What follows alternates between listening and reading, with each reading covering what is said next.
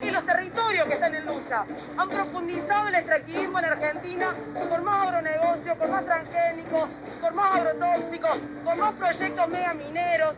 Y ahora, como si fuese poco, han avanzado presentando un proyecto de ley que es la ley de hidrocarburos.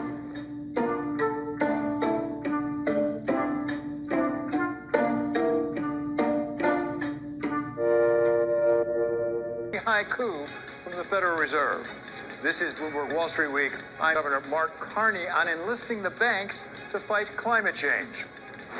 They see a lot of offensive opportunities and only more to come in the future. Former Trump telling the Democratic Party to think again, as described graphically by Democrats. We all must speed up our race to net zero. Republicans in the Senate. And then came word that President Biden late today called the head of the Progressive Caucus as they were meeting. Congresswoman Pramila Jayapal taking the call. But of course, the major question tonight, would they move forward or would they hold this up? We have learned President Biden deciding to stay at the White House tonight, and ABC's Rachel Scott leading us off. President Biden could be on the verge of a major victory. House Speaker Nancy Pelosi announcing the House will vote on the bipartisan infrastructure bill before the day is done. Pelosi urging reluctant progressives to vote yes. I hope that it would weigh heavily on them, that American people want to see progress in their communities. It's very important that we pass it. So I hope that they would make a judgment on the merits of the legislation. Progressives have refused to pass that infrastructure bill unless the House also votes on the president's massive social spending legislation. Tonight, Pelosi hoping to call their bluff by scheduling the vote. After she spoke, the Progressive Caucus huddling behind closed doors. In the middle of the meeting, President Biden calling the chair of the caucus, Congresswoman Pramila Jayapal. She rushed out of the room to take his call.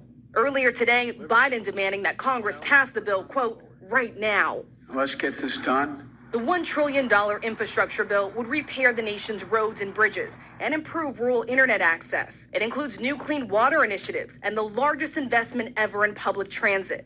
It would also install electric vehicle charging stations across the country. It is estimated to create more than 500,000 jobs. Do you have 218 votes to pass it? We'll see, won't we? Speaker.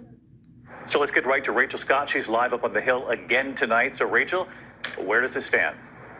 David, House progressives met behind closed doors for 5 hours. I'm told the president called into that meeting, and just moments ago, he released a statement urging all members in his party to vote for the bipartisan infrastructure package tonight.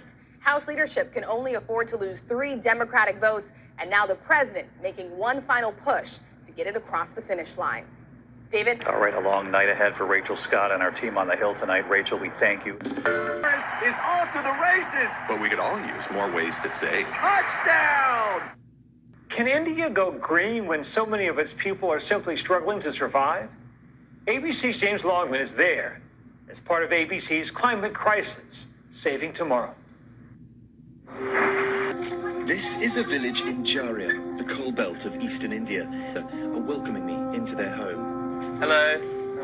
They want to show me something, a container of cold water to demonstrate her dangerous problem, biggest concern.